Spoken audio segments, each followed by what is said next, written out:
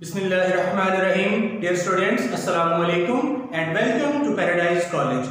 Dear students, हम chapter number 4 के article energy और उसकी टाइप्स तक डिस्कस कर चुके हैं। उससे पहले हमने पावर को डिस्कस किया था। हम आज जिस पर आर्टिकल में बात करेंगे वो है inter conversion of potential energy and kinetic energy. बेटा ये दोनों जो एनर्जी की टाइप्स हैं ये बेसिकली मैकेनिकल एनर्जी से एसोसिएटेड है। So keep it in your mind कि हम पोटेंशियल और काइनेटिक का एक से दूसरे में इंटर कन्वर्ट होना इसको डिस्कस करने वाले हैं। इससे पहले एक बात और देख लीजिए कि आपकी बुक की तरतीब में आर्टिकल एब्सोल्यूट पोटेंशियल एनर्जी है और एस्केप वेलोसिटी है। हमने उन दो आर्टिकल्स से पहले इसको इसलिए करा रहे हैं कि प्रीवियस लेक्चर में हम एनर्जी और उसकी टाइप्स पे डिटेल से बात कर चुके हैं, तो ये आर्टिकल मुझे ज़्यादा सूटेबल लगा कि हमें इसको पहले करा देना चाहिए। इसके बाद हम अपनी उसी तरतीब में वापस आ जाएंगे। तो आइए हम अपनी बात को बाकायदा तौर पर शुरू करते हैं।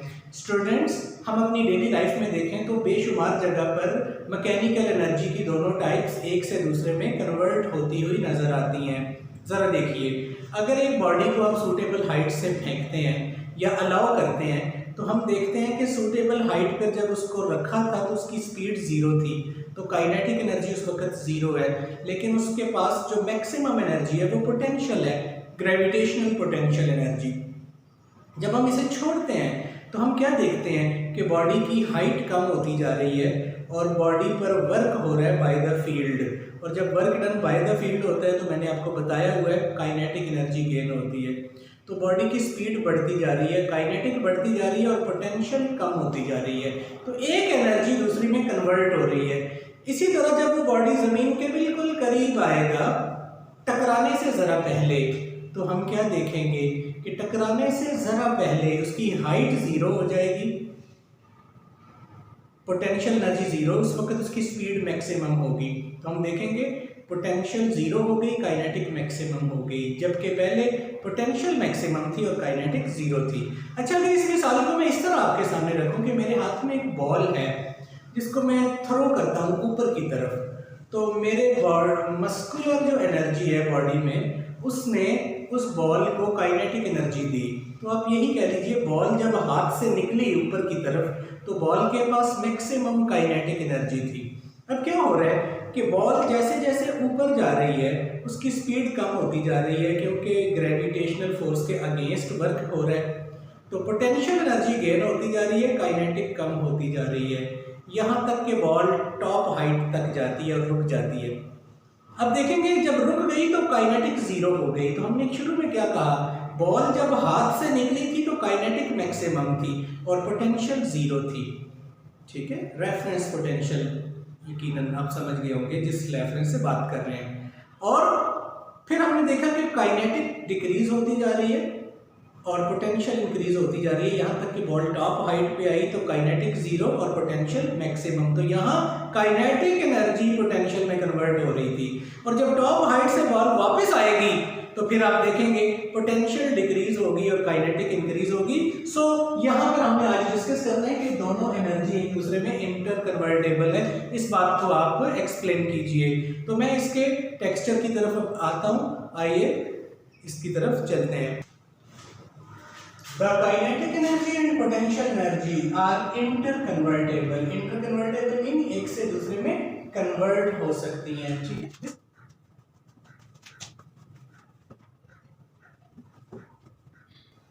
और इस बात को हम एक्सप्लेन करेंगे। This can be illustrated in given example. हम एक एग्जांपल लेंगे और उसमें इस बात को एक्सप्लेन करेंगे।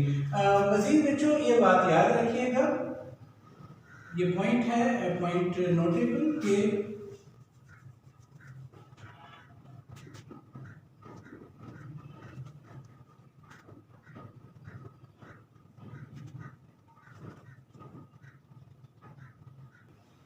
इंटरकन्वर्जन काइनेटिक और पोटेंशियल की एक्चुअली किसके मुताबिक है, law of conservation of energy. बेटा ये एक लॉ ऑफ नेचर है, मैं इसके साथ ब्रैकेट में लिख देता हूँ, this is law of nature. तो हम चूंकि सिर्फ काइनेटिक और पोटेंशियल के अंदर रहेंगे तो हम बाकी टाइप्स ऑफ एनर्जी पे फिलहाल बात नहीं करेंगे। वैसे एनर्जी इस यूनिवर्स में कंजर्व है, ये है लॉ ऑफ नेचर। और इसके मुताबिक है दोनों एनर्जीज का एक से दूसरे में कन्वर्ट होना। तो आइए इस चीज को अब हम एक्सप्लेन करते हैं। मैं यहाँ हेडिंग लिखता हूँ एक्सप्लेनेशन की और उस तरफ उसकी डायग्राम को ड्रॉ करता हूँ। स्टूडेंट प्लीज डायग्राम को समझिएगा। हम कहते हैं कि जमीन को हमने हॉरिजॉन्टल सरफेस के तौर पर लिया और जमीन की सतह से एक पॉइंट ए लिया, जिस ए पॉइंट पर एक बॉल को रखा या एक बॉडी को रखा जिसका मैस m है, और इस वक्त इस बॉडी की जमीन से हाइट स्मॉल h है, यानी एक बॉडी जिसका मैस m है। मैं यहाँ पे लिखता हूँ बॉडी का मैस स्मॉल m है और इसको पॉइंट ए के ऊपर रखा है, ठीक है। तो इट मीन्स के पॉइंट ए पर बॉडी की स्पीड क्या हुई, 0, ठीक है। और सो कॉमन सेंस है बॉडी की काइनेटिक एनर्जी भी पॉइंट ए पे क्या हुई, 0, ठीक है। इट मीन्स के इस पॉइंट पे बॉडी के पास जो मैक्सिमम एनर्जी है वो होगी पोटेंशियल। तो हमने जब इस बॉडी को छोड़ा तो ये देखेंगे आप कि ये under the action of gravity move करेगा, तो हाइट इसकी कम होती जाएगी, तो पोटेंशियल कम होती जाएगी और काइनेटिक बढ़ती जाएगी। हम डिफरेंट पॉइंट्स पे इसको चेक करेंगे। स्टूडेंट्स फर्ज करेंगे बॉडी जिसका मैस m है, इसको पॉइंट ए पे अभी रखा है पकड़ के, और इसकी हाइट h है जमीन की सरफेस से, जैसा कि आप इसको फिगर में देख रहे हैं। बॉडी का मैस स्मॉल m है और इस वक्त इसको हमने अलाउ नहीं किया कि ये मूव करे, तो इस वक्त इसकी स्पीड ए पॉइंट पे 0 है। कॉमन सेंस है कि काइनेटिक एनर्जी भी 0 है। हम बच्चों सबसे पहले आइडियल केस पे बात करेंगे। आइडियल केस मीन्स के मैं यहाँ पे लिखता हूँ कि हमने एयर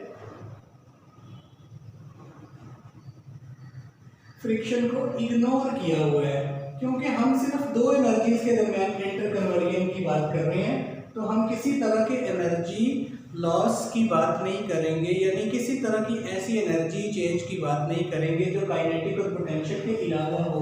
तो आइडियल केस है कि एयर फ्रिक्शन को आप इग्नोर करते हैं, ठीक है।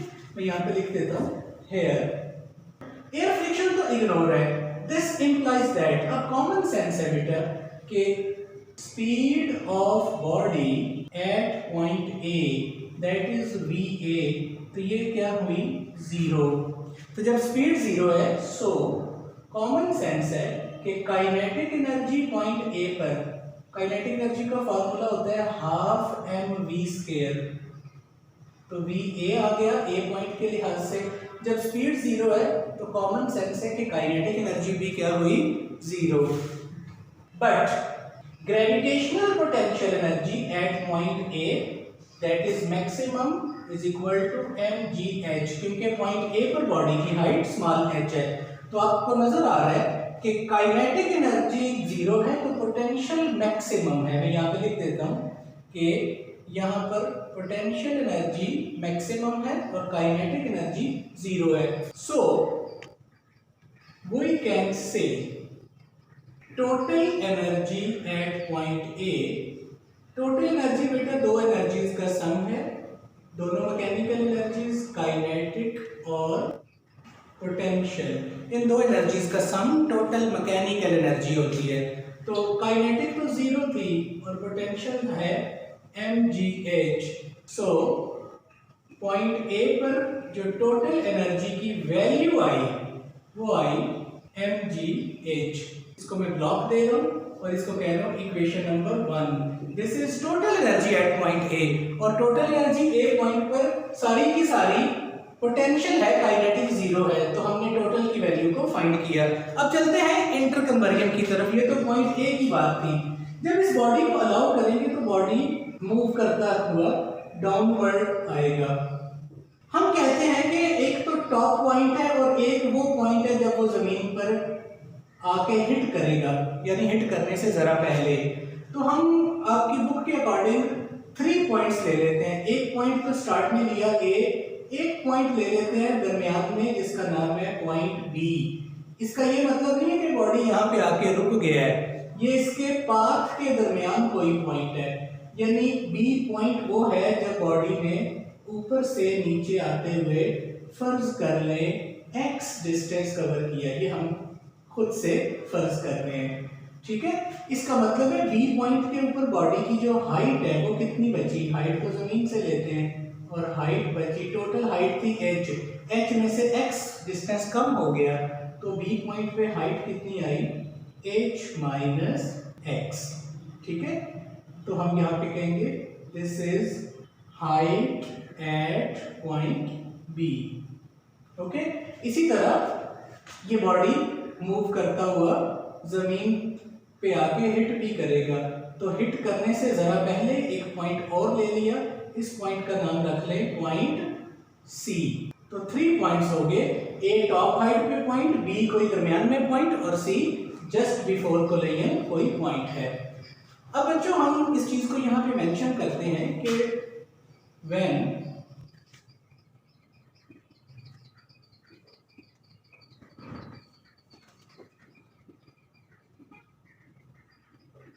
it is allowed to fall downward under the action of gravity, हम देखेंगे जब इसको अलाउ करेंगे कि ये फॉल करे, इट्स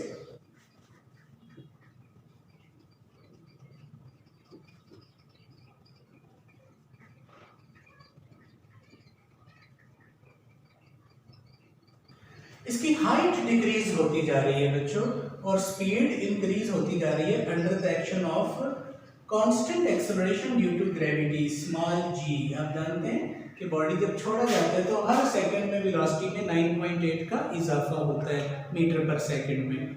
स्टूडेंट्स हमने आपके सामने ये बात रखी कि बेटा जब ये मूव करेगा तो वेलोसिटी इंक्रीज करेगी, स्पीड डिक्रीज करेगी, तो हम दरमियान में कोई पॉइंट बी ले लेते हैं। बी वो पॉइंट है जब बॉडी ने ऊपर से नीचे आते हुए एक्स डिस्टेंस किया कवर, ठीक है। इस बी पॉइंट पे भी हम टोटल एनर्जी को फाइंड करते हैं और चेक करते हैं कि क्या है टोटल एनर्जी की वैल्यू।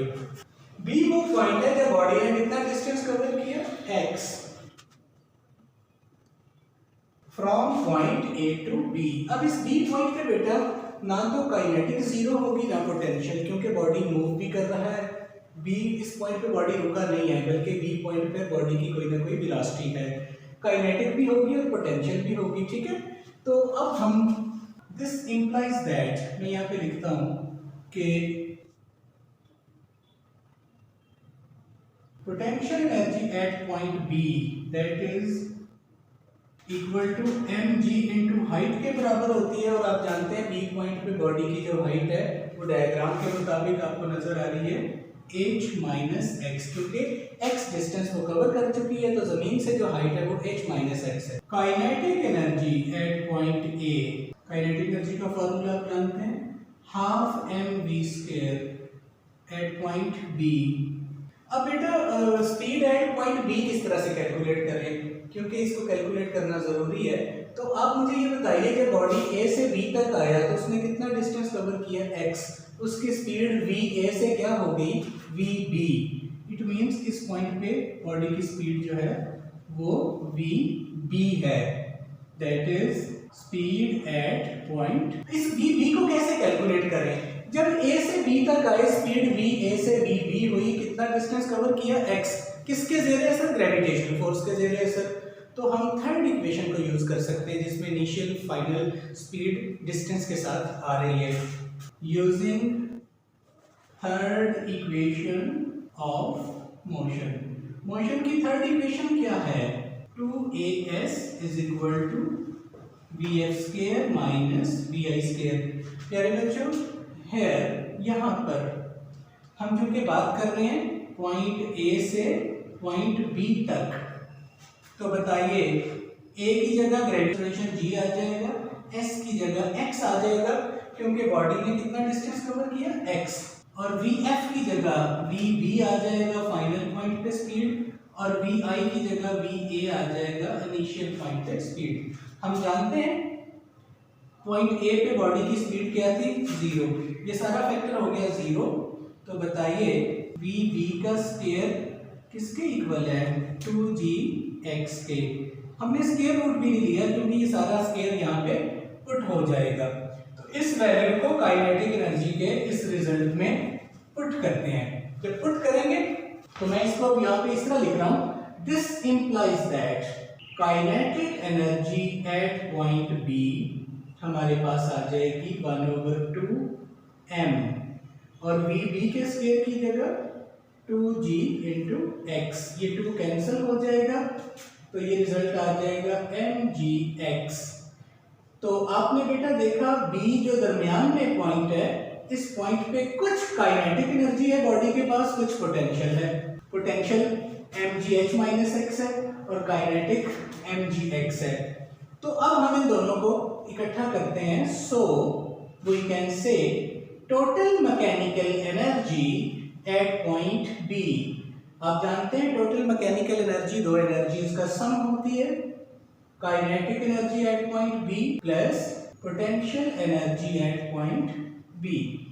तो स्टूडेंट्स हम इनकी वैल्यूज को पुट करने लगे हैं जो आपके सामने ब्लॉक्स में लिखी हैं, इनको यहाँ पे पुट कीजिए। जी बच्चों, काइनेटिक और पोटेंशियल की वैल्यूज पॉइंट बी पर जो थी हमने उनको पुट किया।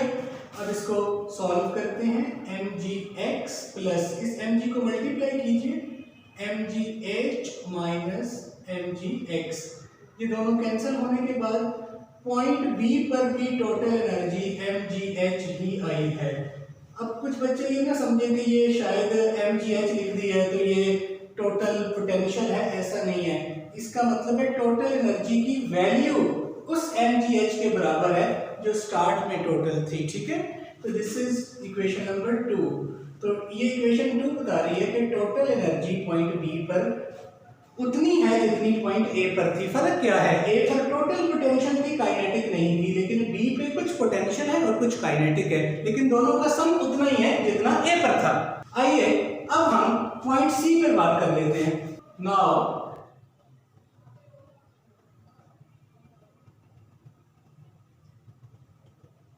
अब हम पॉइंट सी लेते हैं जो कहां पर है, जमीन पर टकराने से जरा पहले। यहां तो आपको नजर आ रहा है जैसे ये बॉल जो है वो टकरा गया है, लेकिन ये बॉल अभी जमीन से टकराने से जस्ट बिफोर, यानी अगर अच्छा टकरा गया तो फिर क्या होगा, फिर तो भाई काइनेटिक एनर्जी कन्वर्ट हो जाएगी साउंड और हीट में। फिर तो हम काइनेटिक और पोटेंशियल के दरमियान नहीं रहेंगे, हम अदर टाइप्स में चले जाएंगे जो एक अलग क्वेश्चन आने वाला है। तो हम सी वो पॉइंट ले रहे हैं जो बॉडी के जमीन से टकराने से जरा पहले है। दिस इंप्लाइज दैट, बताइए एट पॉइंट सी पॉइंट पर के gravitational potential energy at point C mg into height था, तो सी पॉइंट पे हाइट क्या हो जाएगी 0। So potential energy at point C आ जाएगी 0, ठीक है बच्चों। और ये बात याद रखिएगा कि इस सारी सिचुएशन के दौरान ग्रेविटेशनल एक्सेलरेशन कांस्टेंट लिया है, और ग्रेविटेशनल एक्सेलरेशन कांस्टेंट रहने के लिए हाइट एक सूटेबल वैल्यू से ज़्यादा नहीं होनी चाहिए। इस पर हम बार बार बात करते आए हैं। सो बेटा जी तो कांस्टेंट है, तो हम अब speed at point C find करने लगे हैं। मैं इसको यहाँ छोटे ब्लॉक में लिखता हूँ क्योंकि ये बात उसी तरह से है।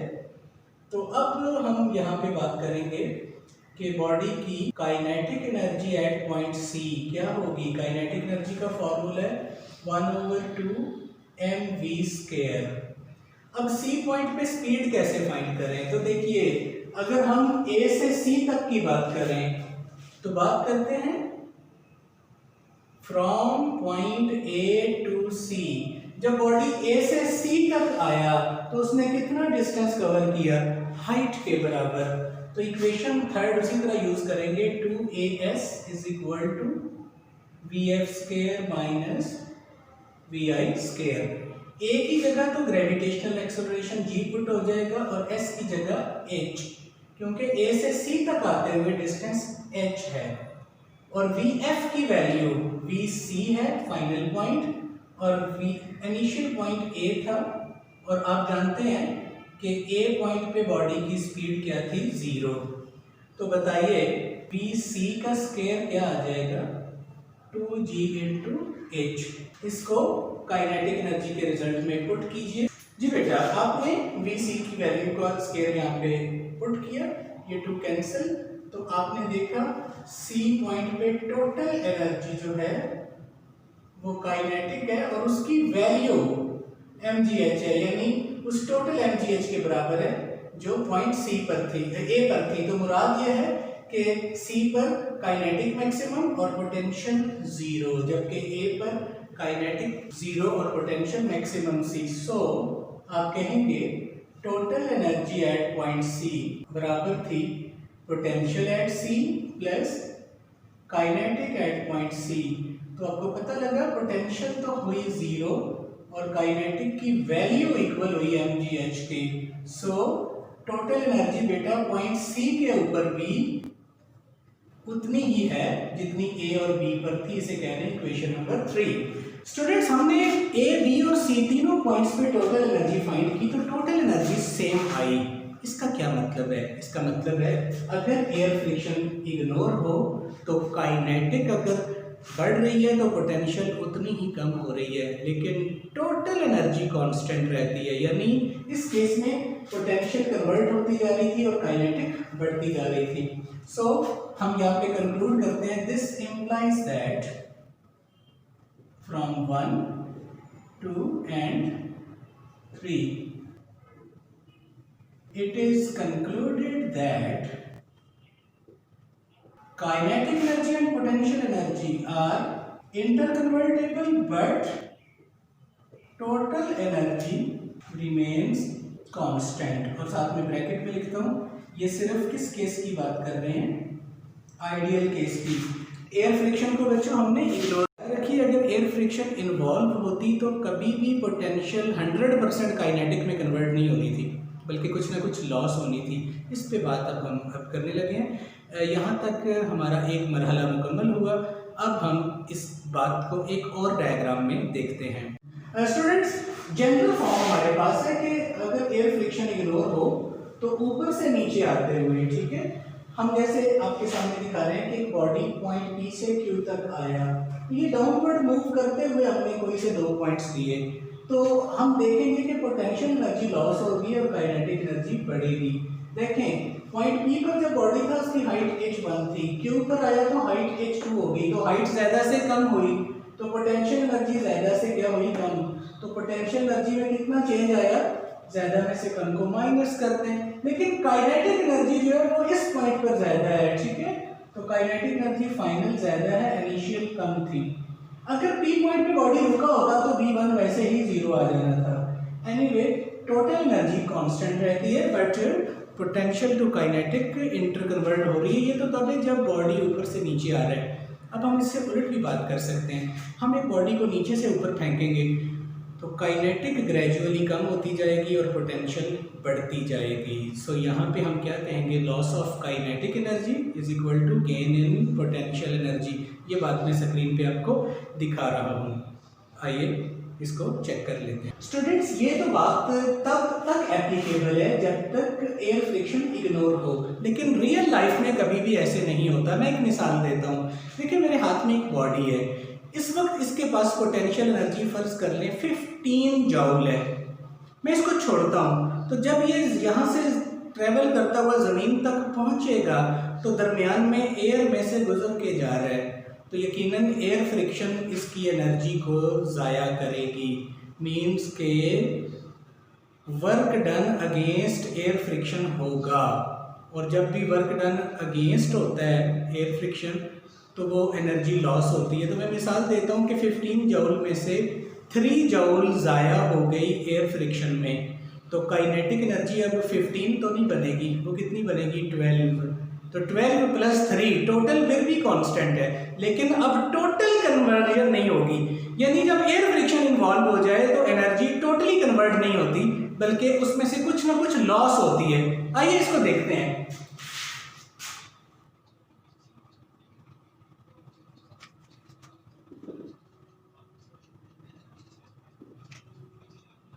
फॉर एग्जाम्पल, बॉडी में इस पॉइंट से इस पॉइंट तक जाना है और उसने h हाइट कवर करनी है। इस दौरान बॉडी की जो मूवमेंट है ये तो डाउनवर्ड है, एयर फ्रिक्शन जो है, फ्रिक्शन की हमेशा जो फोर्स होती है वो वेलोसिटी के ऑपोजिट है। This is air friction. इसका मतलब है यहाँ से यहाँ तक आते हुए फ्रिक्शन की मुसलसल फोर्स जो लग रही है वो एनर्जी को लॉस करेगी। तो अब हम कहते हैं इफ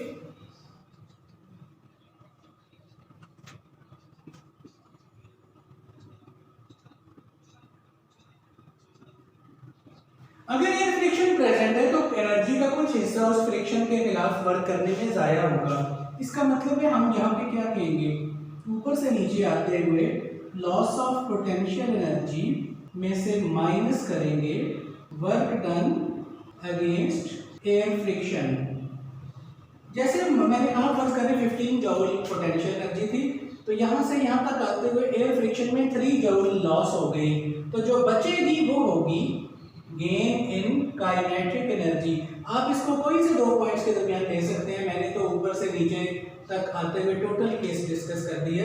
तो पोटेंशियल एनर्जी टोटल कितनी थी, mgh minus work done against friction. Friction की फोर्स को हमने लिया स्मॉल f से, और यहाँ से यहाँ तक आते हुए कितना डिस्टेंस कवर करना पड़ा, h। तो ये वर्क नेगेटिव है जिसको आपने डायरेक्टली यहाँ पे लिख दिया। तो is equal to kinetic energy क्या है, हाफ mv²। ये फाइनल स्पीड है पॉइंट बी पर। तो ये हमारा रिजल्ट आ जाएगा। In this case kinetic energy हमेशा पोटेंशियल से कम होगी, और अगर हम नीचे से ऊपर को फेंकें तो काइनेटिक एनर्जी ज़्यादा होगी और पोटेंशियल कम बनेगी, क्योंकि फिर भी वर्क डन अगेंस्ट फ्रिक्शन होगा। तो फिर हम क्या लिखेंगे, loss of kinetic energy minus work done against friction is equal to gain in potential energy. So in real sense totally कभी भी पोटेंशियल एनर्जी कन्वर्ट नहीं होती काइनेटिक में, कुछ ना कुछ एनर्जी लॉस होती है रियली।